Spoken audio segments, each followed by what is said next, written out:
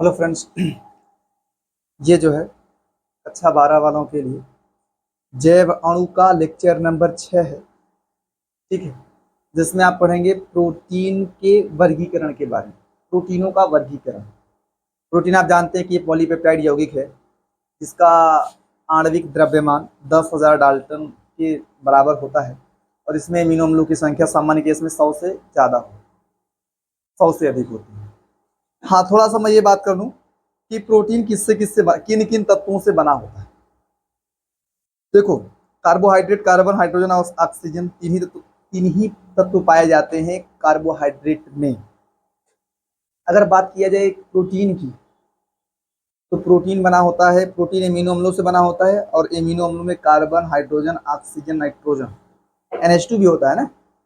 Carbon होता है, hydrogen होता है, ऑक्सीजन होता है, नाइट्रोजन होता है और कुछ मात्रा में फास्फोरस और सल्फर भी पाए जाते हैं। ठीक है, तो थोड़ा सा इस बात को आप जानते रहिए कि प्रोटीन के घटक तत्व कौन है। प्रोटीन के घटक तत्व मतलब किन किन तत्वों से बना है, कौन कौन है। कार्बन है, हाइड्रोजन, ऑक्सीजन व नाइट्रोजन तथा कुछ मात्रा में क्या होता है, कुछ मात्रा में फास्फोरस व सल्फर, ये भी पाए जाते हैं, इनसे बना है। अभी बात करेंगे प्रोटीन के वर्गीकरण में। या ऐसा कहें कि प्रोटीनों का वर्गीकरण दो प्रकार से किया गया है। ठीक है, या दो आधार पर किया गया। एक किया गया संरचना के आधार पर, एक किया गया है आकृति के आधार, आणविक आकृति के आधार। जो प्रोटीनों को बांटा गया है संरचना के आधार पर और आकृति के आधार पर। संरचना के आधार पर चार प्रकार के प्रोटीन पढ़ेंगे। प्राथमिक संरचना वाले प्रोटीन या प्रोटीन की प्राथमिक संरचना, द्वितीयक संरचना, तृतीयक संरचना और चतुर्थक संरचना। और आणविक आकृति या आकृति के आधार पर दो प्रकार के प्रोटीन पढ़ेंगे आप, रेशेदार प्रोटीन और गोलिकाकार प्रोटीन। रेशेदार प्रोटीन और गोलिकाकार प्रोटीन पढ़ेंगे आणविक आकृति के आधार पर, संरचना के आधार पर चार प्रकार। अच्छा देखिए ध्यान से, तो देखो ध्यान से, प्रोटीनों का वर्गीकरण किया गया है। एक किया गया है संरचना के आधार पर, एक किया गया है आकृति का हो चाहे आणविक आकृति का, जो भी कहें आप, आणविक आकृति के आधार पर। ठीक है, अगर संरचना के आधार पर पढ़ेंगे तो संरचना के आधार पर प्रोटीन निम्नलिखित चार प्रकार का होता है। कौन कौन सा भाई, प्राथमिक संरचना या जो है प्रोटीन, ऐसा ही कह सकते हैं ना कि प्रोटीन की संरचना निम्नलिखित चार प्रकार की होती है। प्राथमिक संरचना, द्वितीयक संरचना, तृतीयक संरचना, चतुर्थक संरचना, ऐसा भी कह सकते हैं आप। यही है। अब प्राथमिक संरचना क्या होगा,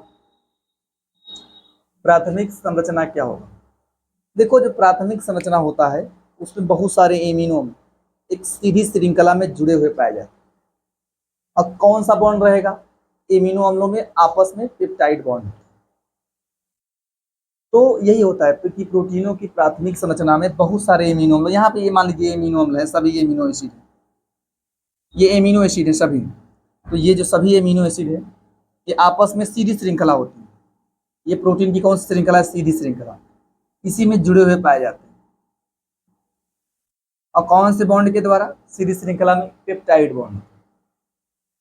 यही लिखा गया है कि इसमें एमिनो अम्ल मतलब प्राथमिक संरचना में परस्पर सीधी श्रृंखला में पेप्टाइड बॉन्ड द्वारा जुड़कर पॉलीपेप्टाइड श्रृंखला, पॉलीपेप्टाइड श्रृंखला कह सकते हैं। भाई बहुत सारे एमिनो अम्ल रहेंगे तो पेप्टाइड बॉन्ड रहेगा ना। प्रोटीनों में पेप्टाइड बॉन्ड की संख्या 100, मतलब पेप्टाइड एमिनो अम्लों की संख्या बोल सकते हैं, सामान्य केस में 100 से अधिक होती है। तो यहाँ पे जो चेन नहीं मिलेगी, सीधी श्रृंखला में एमिनो अम्ल जुड़े रहेंगे, उस श्रृंखला को पॉलीपेप्टाइड श्रृंखला कह सकते हैं। यही होता है कि इसमें जो है बहुत सारे एमिनो अम्ल सीधी श्रृंखला में जुड़कर क्या बनाते हैं, पॉलीपेप्टाइड चेन बनाते हैं या पॉलीपेप्टाइड का निर्माण करते हैं, जो भी कहें, पॉलीपेप्टाइड का हो चाहे पॉलीपेप्टाइड चेन का निर्माण करते हैं। दूसरा पढ़ेंगे आप लोग। अच्छा ये भी बात है, ये भी आप पढ़ेंगे प्रोटीनों का विकृतीकरण। कि प्रोटीनों के स्ट्रक्चर में जो है परिवर्तन किया जाएगा विकृतीकरण करके, उसको अंग्रेजी में बोलते हैं डीनेचुरेशन। इसी के बाद वही पढ़ने वाले हैं आपकी प्रोटीनों का डीनेचुरेशन क्या है। मतलब आणविक आकृति के आधार पर प्रोटीनों को पढ़ने के बाद आपको पढ़ना पड़ेगा डीनेचुरेशन। तो उसमें क्या करता है, प्रोटीनों के स्ट्रक्चर में परिवर्तन किया जाता है पीएच की सहायता से या टेम्परेचर की सहायता से। पीएच में परिवर्तन करेंगे या तो किसमें, टेम्परेचर में परिवर्तन करेंगे, जिससे क्या होगा, प्रोटीनों की जो वास्तविक संरचना होगी वो बदल जाएगी। लेकिन इसमें कोई फर्क परिवर्तन नहीं होता। विकृतीकरण के दौरान प्रोटीनों की प्राथमिक संरचना में परिवर्तन नहीं होता या कोई परिवर्तन नहीं होता, यह विकृतीकरण से अप्रभावित रहती है। ठीक है, अगली बात करेंगे प्रोटीनों की द्वितीयक संरचना। जब यही प्रोटीनों की सीधी श्रृंखला नहीं, इसमें जब मुड़ाव होता है, ये जब मुड़ती है तो मुड़कर द्वितीयक संरचना का निर्माण होता है। बहुत सारे एमिनो अम्ल सीधी श्रृंखला में जुड़े रहेंगे तो वो अपना प्राथमिक संरचना होगा। अगर एमिनो अम्लों में जो है एमिनो अम्ल परस्पर जुड़ के मतलब मुड़ी हुई श्रृंखला का निर्माण करें, मुड़ना शुरू होता है, फोल्डिंग शुरू हो जाता है, तो आप बोलते हैं ये प्रोटीन की द्वितीयक संरचना। ठीक है, यही देखें द्वितीय संरचना क्या है कि प्रोटीनों की जो प्राथमिक संरचना है, संरचनाएं कुंडलित होकर, मुड़कर, फोल्ड होकर, जो भी कहें, द्वितीयक संरचना का निर्माण करती हैं, जिसमें आप दो प्रकार के स्ट्रक्चर पढ़ेंगे। प्रोटीनों की द्वितीय संरचना को निम्नलिखित दो प्रकार से पढ़ेंगे। एक पढ़ेंगे अल्फा हेलिक्स, अल्फा कुंडलनी, और एक पढ़ेंगे बीटा प्लीटेड शीट। अल्फा कुंडलनी और बीटा प्लीटेड शीट। अल्फा कुंडलनी में क्या होता है कि जैसे देखो ध्यान से, जैसे यहाँ पे ये समझो आप लोग कि मान लीजिए प्रोटीन की सीधी श्रृंखला है, तो भाई अपना वो है ये प्राथमिक संरचना है। जब इसमें मुड़ाव शुरू होता है ना, मुड़ना, मान लीजिए सब मुड़ाव शुरू हो रहा है, फोल्डिंग शुरू होता है, सीधी श्रृंखला में जुड़ा रहेगा। मान लीजिए ऐसा जुड़ता है तो यहाँ पे पेप्टाइड बॉन्ड बना रहेगा आपस में, पेप्टाइड बॉन्ड, एमिनो अम्ल आपस में पेप्टाइड बॉन्ड द्वारा जुड़े रहेंगे।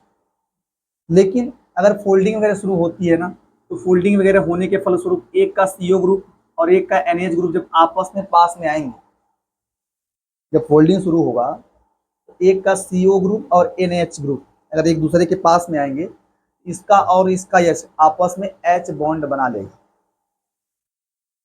और इसी H बॉन्ड बनाने की वजह से मुड़ना शुरू होता है। भाई H बॉन्ड बनाएगा तो थोड़ा फोल्डिंग शुरू हो जाएगा ना, बीच बीच में अट्रैक्शन जब बनेगा तो फोल्डिंग आसानी से रहेगा। तो यही पढ़ेंगे आप लोग कि फोल्डिंग शुरू होगा तो यहाँ पे दो प्रकार की द्वितीयक संरचना में दो प्रकार के बॉन्ड पाए जाएंगे। कौन कौन से? पेप्टाइड बॉन्ड तो है ही, साथ में कौन सा बॉन्ड रहेगा? Hydrogen bond. इस बात को याद रखना, चाहे अल्फा हेलिक्स हो चाहे बीटा प्लीटेड शीट हो, दोनों ही संरचना में दो प्रकार के बॉन्ड मिले। पेप्टाइड बॉन्ड तो फिक्स, प्रोटीनों में पेप्टाइड बॉन्ड का होना जरूरी है, आवश्यक है। इसके अलावा यहाँ पे क्या पाया जाता है? Hydrogen bond. अच्छा देखो, यही पढ़ेंगे आप लोग अल्फा हेलिक्स में क्या होता है।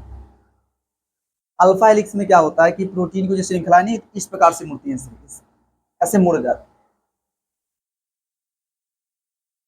प्रोटीनों की जो श्रृंखला होती है, प्रोटीनों में एमिनो अम्लों की श्रृंखला ऐसा है, वो आपस में इस प्रकार से फोल्ड होना, इस अल्फा ये राइट हैंडेड मुड़ती है, ऐसे राइट हैंडेड दक्षिणावर्ती दिशा में घूमती है, ऐसा कैसे? ठीक है, ये दक्षिणावर्ती दिशा में घूमती है। तो यही लिखा है कि जब पॉलीपेप्टाइड श्रृंखलाएं दक्षिणावर्ती पेज के समान, दक्षिणावर्ती, ठीक है, दक्षिणावर्ती दिशा में कह सकते हैं आप, दक्षिणावर्ती पेज के समान मुड़ी रहती है, तो अल्फा हेलिक्स संरचना का निर्माण होता है। चाहे आप दक्षिणावर्ती लिखें, ठीक है, चाहे आप बोल सकते हैं क्या, राइट हैंडेड भी कह सकते हैं, दाहिनी ओर। अगर राइट हैंड की तरफ मुड़ जाती है तो अल्फा संरचना निर्मित होती है प्रोटीनों की, और इसमें दो प्रकार का बॉन्ड मिलेगा। जब ये समझे आप लोग कि जब इस प्रकार से अक्ष के किस तरफ मुड़ेगी, ऐसे मुड़ती जाए, जब अक्ष के ऐसे मुड़ेंगे इस प्रकार से मुड़ती रहेंगी। राइट हैंडेड क्वाइल होना, इसको मुड़ना भी कह सकते हैं, कॉइल होंगी तो आपको अल्फा हेलिक्स संरचना का निर्माण मिलेगी, ऐसा कह सकते हैं। और यहाँ पे जो है कौन सा बॉन्ड मिलेगा, पेप्टाइड बॉन्ड और एच बॉन्ड मिलेगा। और अल्फा हेलिक्स का एग्जाम्पल कौन होता है, अल्फा कीरेटिन एक प्रोटीन होता है, वो प्रोटीनों की द्वितीयक संरचना के अल्फा वाला का एग्जाम्पल है, अल्फा स्ट्रक्चर का एग्जाम्पल। बॉन्ड कौन सा है, पेप्टाइड बॉन्ड और हाइड्रोजन बॉन्ड। मान लीजिए जैसे यही है ना कि अगर मान लीजिए मुड़ते हैं, कुंडलित होते हैं, तो मान लीजिए यही है कि एक का सी डबल बॉन्ड ओ और एक का NH ग्रुप जब संपर्क में आएगा तो H बॉन्ड बनाता रहेगा, ऐसे H बॉन्ड यहाँ पे मिलता रहेगा, आपको H बॉन्ड मिलता रहेगा और स्ट्रक्चर मुड़ती रहेगी। अगला क्या पढ़ेंगे, beta pleated sheet. Beta pleated sheet संरचना में क्या होता है कि जो एमिनो अम्ल होते हैं वो आपस में, जिससे कपड़ों की तह नहीं होती, एक के ऊपर अगला कपड़ा, इससे कपड़े होते हैं ना, जैसे एक कपड़ा रखा उसके ऊपर अगला कपड़ा ऐसे रखा रहता है, उसी प्रकार से यहाँ भी होता है कि प्रोटीनों की जो ऐसे मान लीजिए अल्फा स्ट्रक्चर जो है ऐसा इस प्रकार से एक दूसरे के ऊपर अरेंज होता रहता है, ऐसे एक दूसरे के ऊपर इस प्रकार से अरेंज होता रहता है, ऐसे ये जो बताया गया, ऐसे एक ये होगा ये गला होगा ऐसा। आप इसको ऐसे सीधा करके भी बना सकते हैं ना, चाहे तो ऐसा बना सकते हैं,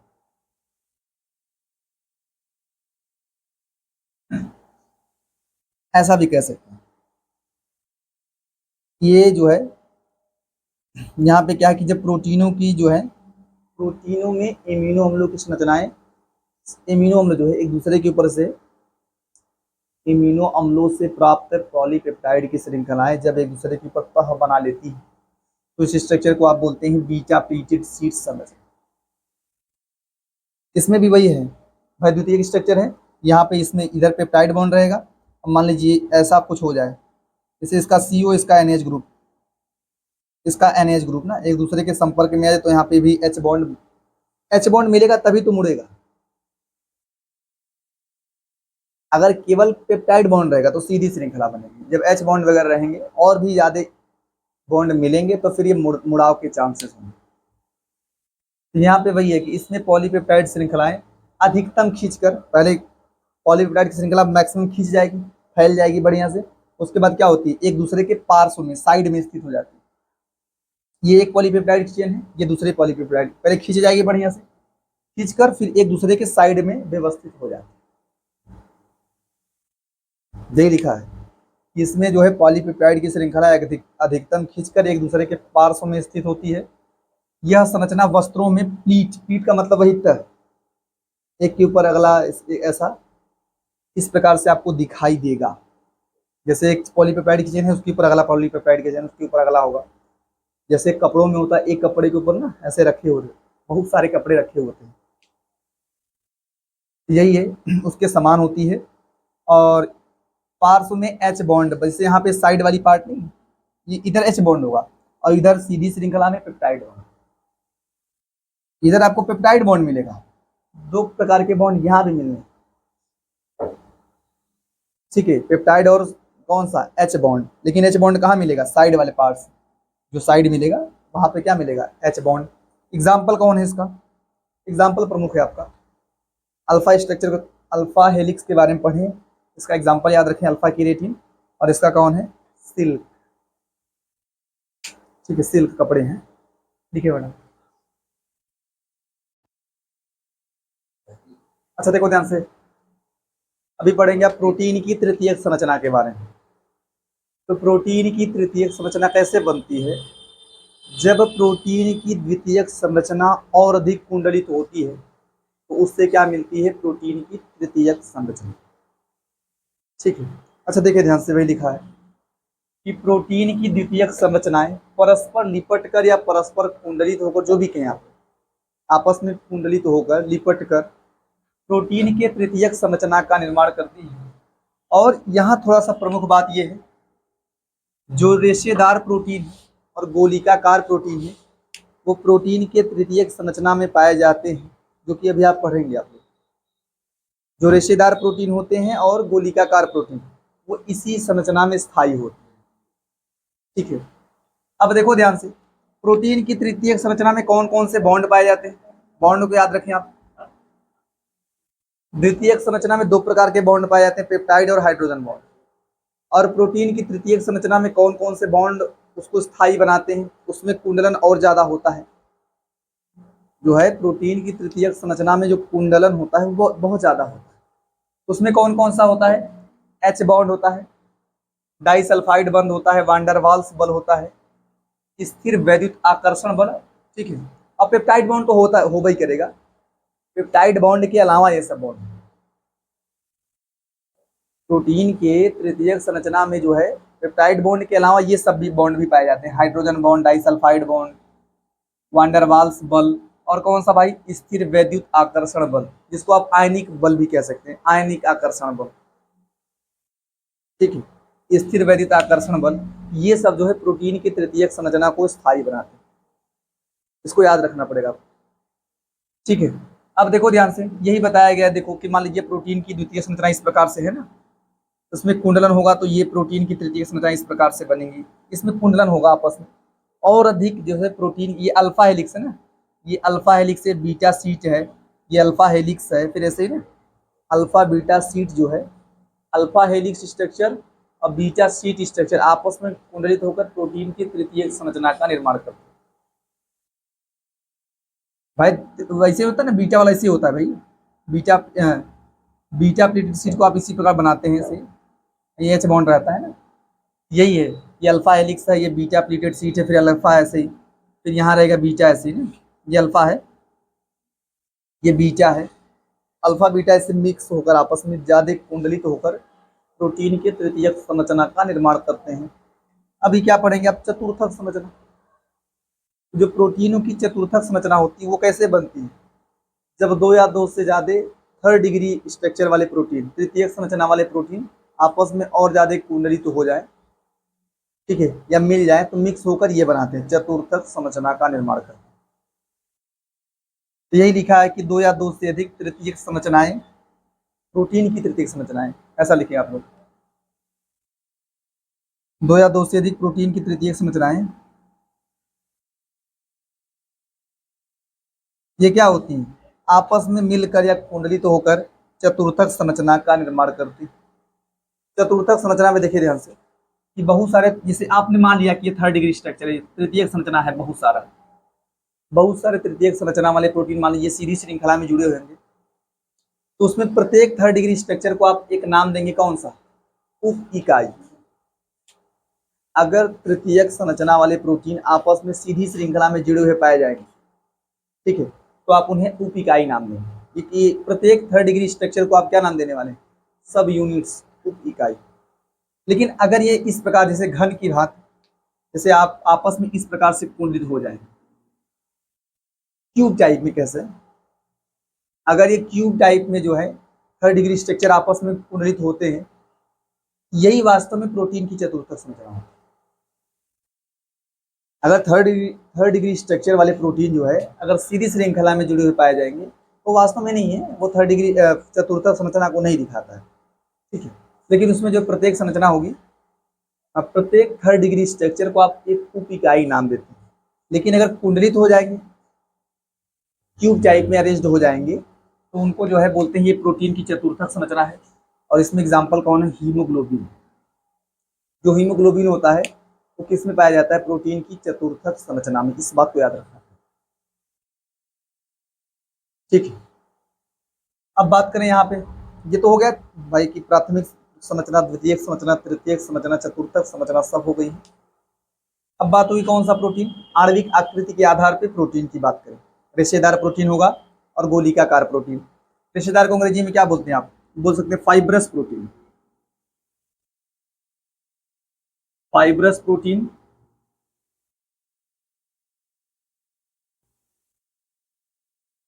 और इसको बोलते हैं ग्लोब्यूलर प्रोटीन, ग्लोब्यूलर अंग्रेजी में लिख लेंगे ना, प्रोटीन।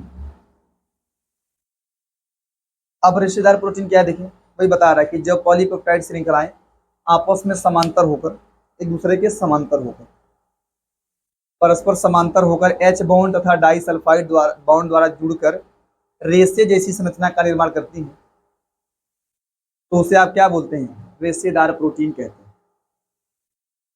जब ऐसा कहें आप लोग, सही भाषा में ऐसा बोल सकते हैं कि जब पॉलीपेप्टाइड श्रृंखलाएं परस्पर समांतर होकर रेशे के जैसी संरचना का निर्माण करती हैं तो उसे रेशेदार प्रोटीन कहा जाता है। और रेशेदार प्रोटीन में ये बॉन्ड पाया जाता है, ऐसा लिख सकते हैं। रेशेदार प्रोटीन में कौन सा बॉन्ड पाया जाता है? हाइड्रोजन बॉन्ड और डाइसल्फाइड बॉन्ड। ऐसा इजी तरीके से थोड़ा याद रखें। अब इसके एग्जाम्पल थोड़ा सा मेन है, ठीक है। इसकी एग्जाम्पल बहुत मेन है कि पॉलीपेप्टाइड श्रृंखलाएं समांतर होकर रेशे के समान संरचना का निर्माण करती है, इसे आप रेशेदार प्रोटीन कहते हैं। बॉन्ड ये वाला पाया जाता है। एग्जाम्पल क्या क्या है? और ये वाली बात, ये जल में क्या होते हैं, तो ये भी जानते हैं आप लोग। जो रेशा होता है वो जल में अविलेय होता है, तो रेशेदार प्रोटीन जल में अविलेय है, ये जल में विलय नहीं होते हैं। और इनके एग्जाम्पल है क्रिएटिन प्रोटीन, बालों में उपस्थित क्रिएटिन, हाँ creatine protein, myosin protein, collagen protein होता है। जो क्रिएटिन प्रोटीन होता है बाल में पाया जाता है, रेशम में पाया जाता है, ऊन में पाया जाता है। रेशा जैसा देखा होगा आपने, ऊन वगैरह, ठीक है। तो ये बाल में, रेशम में, ऊन में ये क्रिएटिन प्रोटीन होता है, जो कि इसका एग्जाम्पल है रेशेदार प्रोटीन का, ये जल में अविलेय होता है। मायोसिन प्रोटीन मांसपेशियों में पाया जाता है। और कोलेजन प्रोटीन कहाँ पाया जाता है? हड्डियों में, हड्डियों में पाया जाता है। ये सब एग्जाम्पल है रेशेदार प्रोटीन के। अगली बात करें गोलिकाकार प्रोटीन। गोलिकाकार प्रोटीन में क्या होता है, लिखा गया है कि जब पॉलीपेप्टाइड श्रृंखलाएं परस्पर कुंडली बनाती हैं, गोलाकार कुंडली, कुंडली बनाकर गोल क्रीमी, गोल क्रीमी जानते क्या बोलते हैं? अंग्रेजी में बोलते हैं राउंड वॉर्म, इसको बोलते हैं गोल क्रीमी को बोलते हैं राउंड वॉर्म।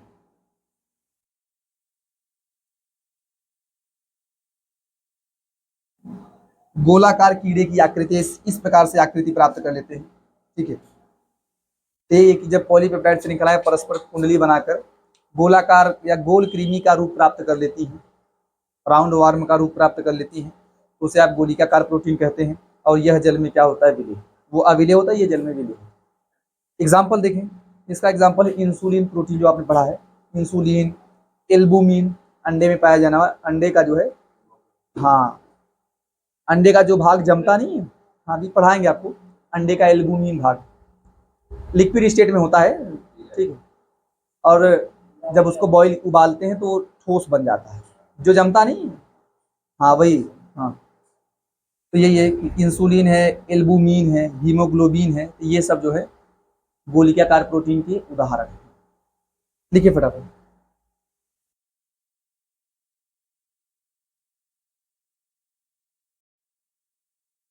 अच्छा देखिए ध्यान से, अभी आप पढ़ेंगे प्रोटीनों का विकृतीकरण, डीनेचुरेशन ऑफ प्रोटीन। देखो डीनेचुरेशन ऑफ प्रोटीन क्या है कि जो भी प्रोटीन शरीर में, किसी जीव शरीर के अंदर कार्यरत होते हैं, कार्य कर रहे होते हैं, उन्हें, उन्हीं प्रोटीन को प्राकृतिक प्रोटीन, नेचुरल प्रोटीन नाम दिया गया है। जो प्रोटीन जैव शरीर के अंदर, जीव शरीर के अंदर काम कर रहे होते हैं, ठीक है, कार्यरत होते हैं, और उनकी संरचना विशेष 3D स्ट्रक्चर में पाए जाते हैं प्रोटीन।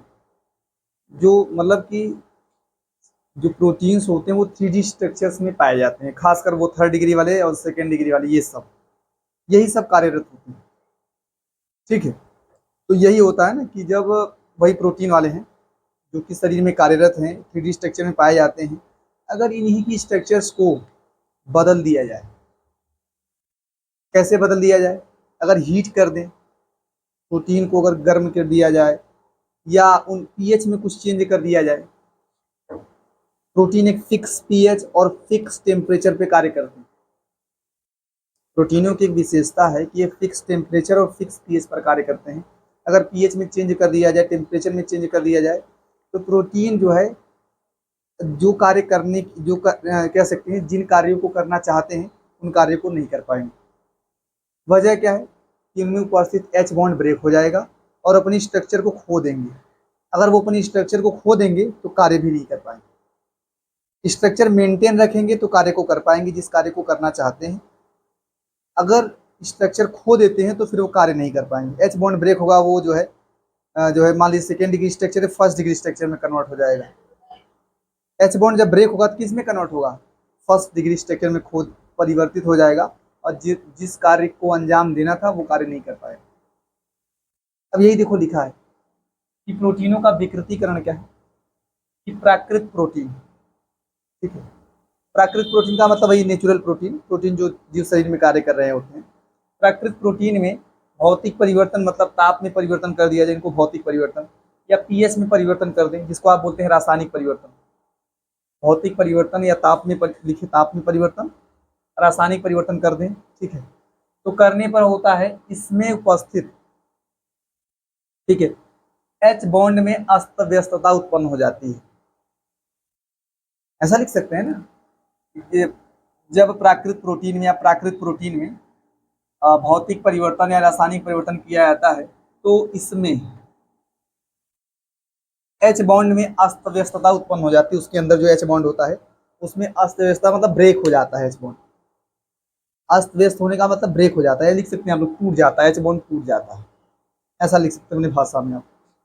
और हेलिक्स जो वहाँ पे कुंडलनी था, जो प्रोटीन की पॉलीपेप्टाइड की चेन जो थी वो आपस में मुड़ी हुई थी, और तो क्या होता है, एच बॉन्ड जब ब्रेक होता है तो उनका मुड़ाव खुल जाता है, ओपन हो जाती है स्ट्रक्चर। जो मुड़ाव होता है वो क्या होता है, एच बॉन्ड के ब्रेक होने की वजह से खुल जाता है, वही लिखा है। और हेलिक्स अकुंडलित मतलब खुल जाता है, अंग अकुंडलित हो जाता है, ठीक है। अकुंडलित हो जाता है जिससे प्रोटीन अपनी जैविक सक्रियता को खो देते हैं। जिस कार्य को करना होता है, जैविक सक्रियता को खो देते हैं मतलब जिस कार्य को उन्हें करना होता है वो कार्य नहीं कर पाते। इसी पूरी प्रोसेस को आप क्या बोलते हैं, प्रोटीनों का विकृतीकरण। कि प्रोटीन अगर आपने किसी प्रोसेस से प्रोटीन अपना स्ट्रक्चर खो देगा तो अपनी जैविक सक्रियता को भी खो देगा, और इसी प्रोसेस को आप क्या बोलते हैं, प्रोटीनों का विकृतीकरण। अब भाई प्राकृतिक प्रोटीन क्या है, उसके विषय में भी लिखा गया कि जैविक निकाय या जैव तंत्र, बोले जीव शरीर कह दो। जैविक निकाय का मतलब जीव शरीर या जैव तंत्र में पाई जाने वाली विशेष त्रिविम संरचना। सभी प्रोटीन की स्ट्रक्चर फिक्स होती है। विशेष त्रिविम संरचना तथा जैविक सक्रियता, भाई एक विशेष स्ट्रक्चर होती है और वो बायोलॉजिकली एक्टिव होते हैं, जीव शरीर में एक्टिव होते हैं। तो विशेष त्रिविम संरचना और जैविक सक्रियता वाले प्रोटीन प्राकृतिक प्रोटीन कहलाते हैं। और जब इन्हीं की स्ट्रक्चर में बदलाव कर दिया जाएगा तो वही होगा प्रोटीनों का विकृतीकरण। जैसे कि मान लीजिए प्रोटीन है, ठीक है, कुंडलित है, आपस में कुंडलित है, ठीक है। आप इसको नेचुरल प्रोटीन भी कह सकते हैं, प्रोटीन या नेचुरल प्रोटीन।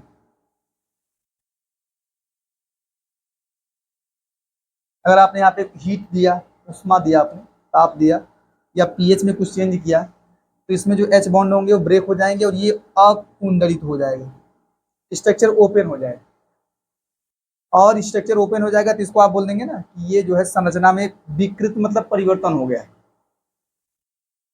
संरचना में परिवर्तन हो गया है, जो संरचना था वो वैसा नहीं रहा, अब कुछ चेंज हो गया है। अगर जब संरचना में चेंज हो जाएगा तो ये जिस कार्य को करना चाहता है उस कार्य को नहीं कर पाएगा, ठीक है। इसको आप बोलते हैं जैविक सक्रियता को ये खो देता है ये, ठीक है।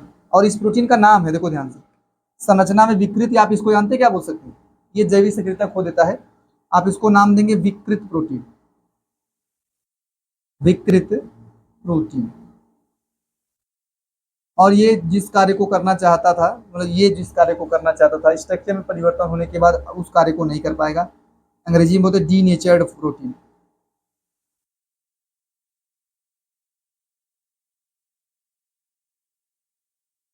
डीनेचर्ड प्रोटीन, ठीक है।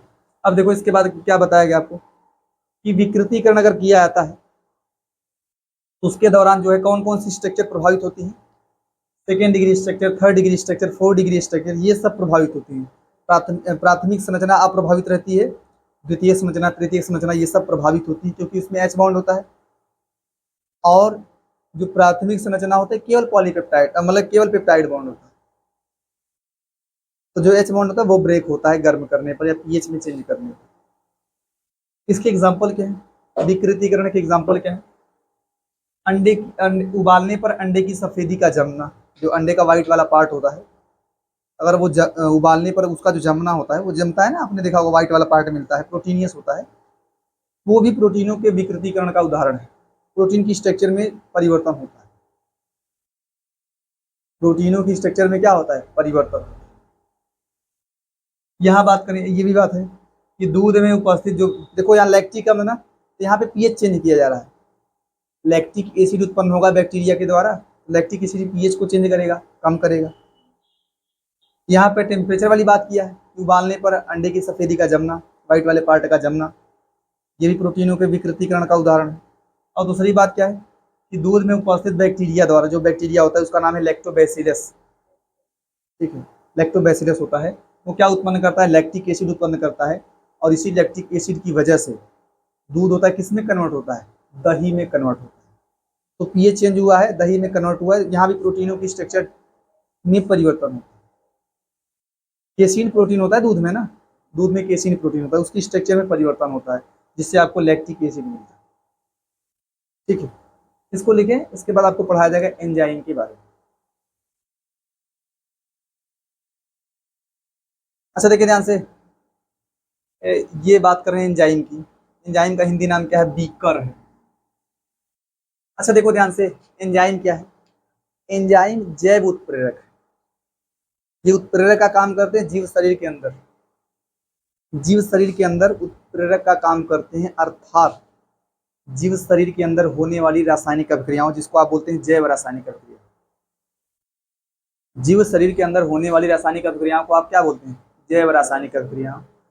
उनकी दर को बढ़ाते या घटाते हैं, बढ़ाते ही हैं। जीव शरीर के अंदर होने वाली रासायनिक अभिक्रियाओं की दर को क्या करते हैं, बढ़ाते हैं एंजाइम, ठीक है। इसलिए इनको क्या बोलते हैं, जैव उत्प्रेरक। उत्प्रेरक का काम करते हैं जीव शरीर के अंदर। और बता दिया जाए, जो एंजाइम है, मैं बात कर लूँ, यही लिखा है कि एंजाइम जैव उत्प्रेरक होते हैं, अर्थात जैव शरीर में होने वाली रासायनिक अभिक्रियाओं, या आप जिसको आप क्या बोल सकते हैं, जैव रासायनिक अभिक्रिया कह सकते हैं, होने वाली रासायनिक अभिक्रियाओं, या इसके नीचे आप क्या लिख सकते हैं, जैव रासायनिक अभिक्रियाओं की दर को नियंत्रित करते हैं, या आप कह सकते हैं बढ़ा देते हैं। आप चाहे नियंत्रित करते हैं लिखें, चाहे क्या कर सकते हैं, बढ़ा देते हैं, जानते रहिए बढ़ा देते हैं, ठीक है। आपको बता दिया कि जितने भी एंजाइम होते सभी प्रोटीन होते, जितने भी एंजाइम होते सभी क्या होते, प्रोटीन होते हैं। बस एक एंजाइम जिसका नाम है राइबोजाइम, वो ध्यान दें आप, एक है राइबोजाइम, ठीक है, वही वो एंजाइम है, लेकिन वो प्रोटीन ना होके आरएनए है। वो प्रोटीन ना होके क्या होता है, आरएनए, बस वही रटना है। उसके अलावा जितनी भी एंजाइम आप सुनेंगे वो सभी के सभी क्या होते हैं, प्रोटीन। इन्वर्टेज, जाइमेज, लाइपेज, ठीक है, सुक्रेज, माल्टेज, ये सब प्रोटीन, ठीक है। तो यही लिखा जा रहा है, ये बहुत नोट वाला पॉइंट है आपके लिए। सभी एंजाइम, सभी एंजाइम क्या होते हैं, प्रोटीन होते हैं। किसको छोड़कर भाई, हाँ, राइबोजाइम को छोड़कर।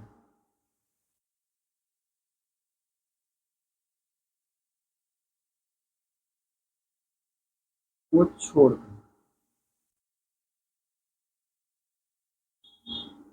ये कौन सा है, ये एक आरएनए है, लिख सकते हैं ना, यह एक क्या है, आरएनए है। इस बात को याद रखें। और एंजाइम के बारे में बता दें आपको, एंजाइम उत्प्रेरक की ही भांति किसी रासायनिक अभिक्रिया में प्रयुक्त नहीं होते हैं, रासायनिक अभिक्रिया करा के निकल लेते हैं।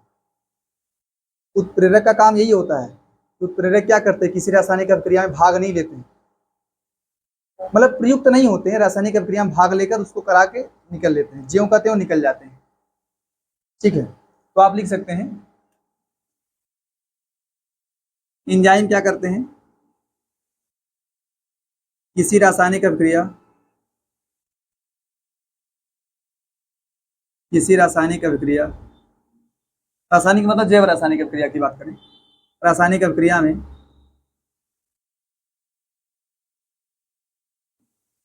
हाँ उत्पाद में परिवर्तित नहीं होते। जैसे ये प्रोडक्ट में चेंज नहीं होगा, रासायनिक अभिक्रिया को करा करा के निकल जाता है, उत्पाद में परिवर्तित नहीं होता।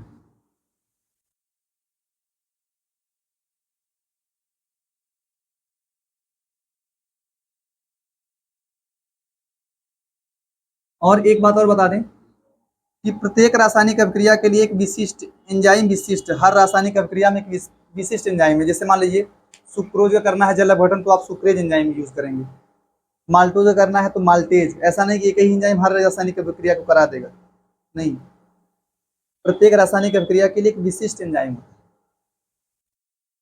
ठीक है, देखिए ध्यान से लिख लेंगे आप लोग, एंजाइम प्रत्येक रासायनिक अभिक्रिया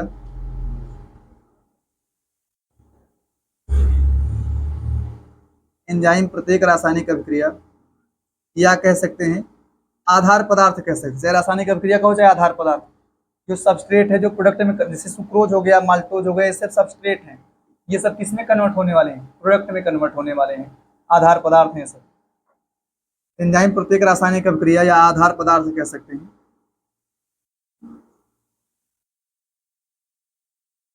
आधार पदार्थ के लिए विशिष्ट होते हैं, स्पेशल होते हैं।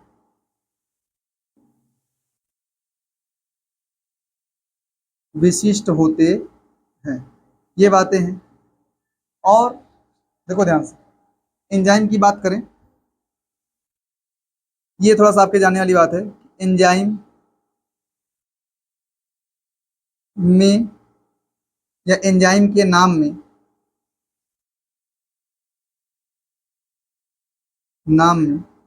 अनुलग्न के रूप में, मतलब अंत में अनुलग्न के रूप में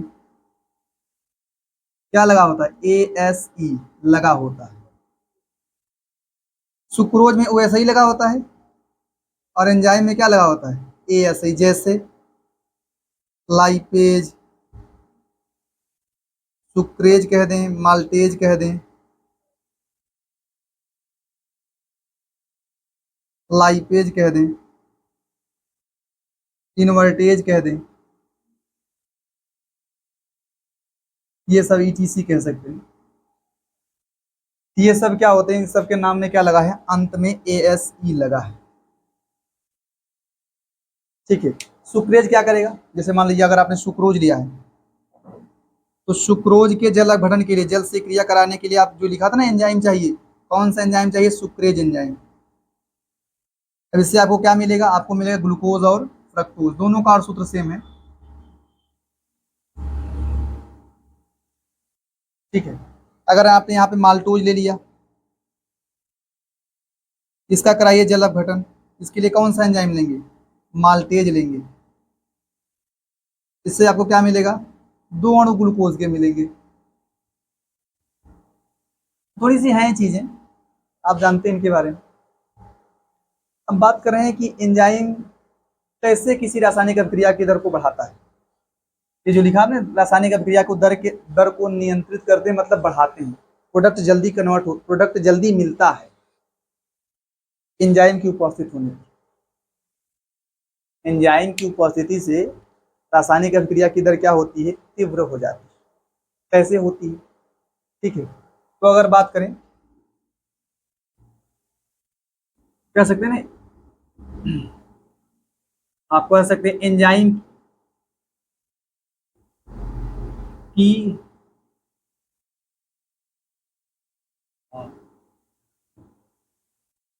क्रियाविधि, एंजाइम कैसे एक्शन करता है, एंजाइम कैसे एक्शन करता है उसको समझना है आपको। तो जो एंजाइम होता है, एंजाइम संक्रियण ऊर्जा, ये सुना होगा आपने, संक्रियण ऊर्जा, अंग्रेजी में बोलते हैं एक्टिवेशन एनर्जी। एक्टिवेशन एनर्जी का मान कम करके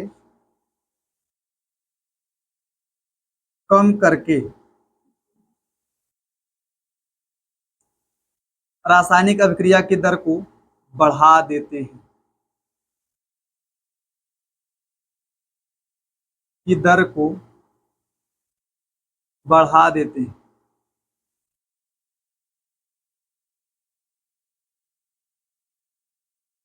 अब संकीर्ण ऊर्जा क्या है थोड़ा समझिए आप लोग। देखो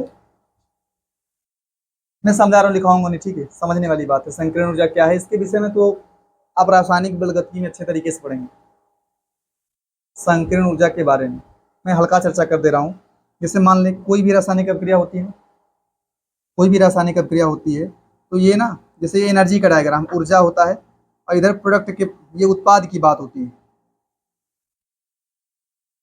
तो ध्यान दीजिए कि अगर कोई भी रासायनिक अभिक्रिया होती है, मान लीजिए ये अभिकारक है, आर मान रिएक्टेंट मान लीजिए, ये अभिकारक है और मैं यहाँ बात कर रहा हूँ, ये अभिकारक है और ये प्रोडक्ट उत्पाद है।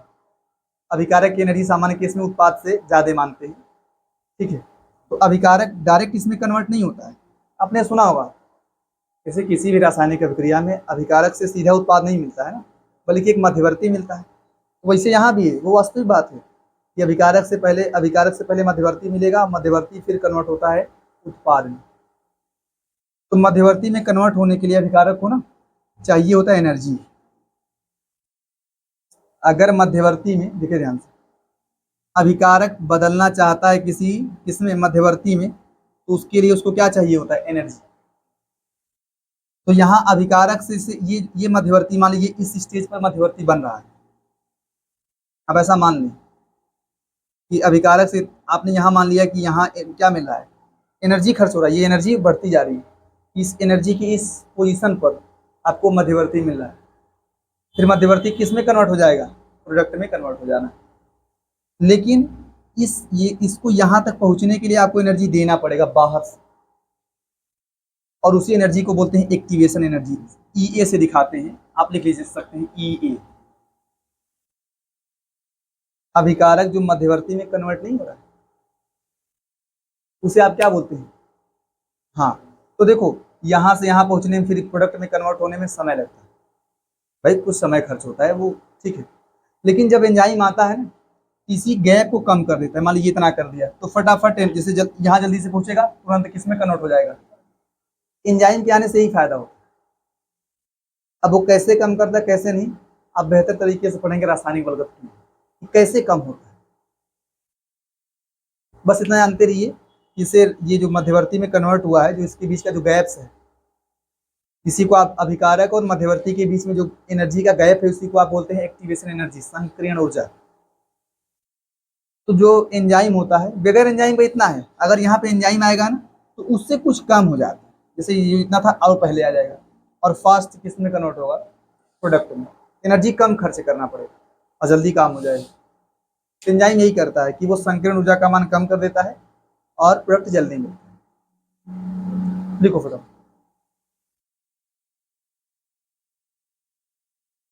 अच्छा देखो, ये एग्जांपल दिया गया ना, ये मतलब आपको एक्सपेरिमेंटली बताया गया है कि सुक्रोज का जो अम्लीय जल अपघटन करते हैं, तो उसके लिए सामान्य केस में अगर एंजाइम ना हो तो वहाँ ई ए का मान कितना होता है, 6.22 किलो जूल प्रति मोल।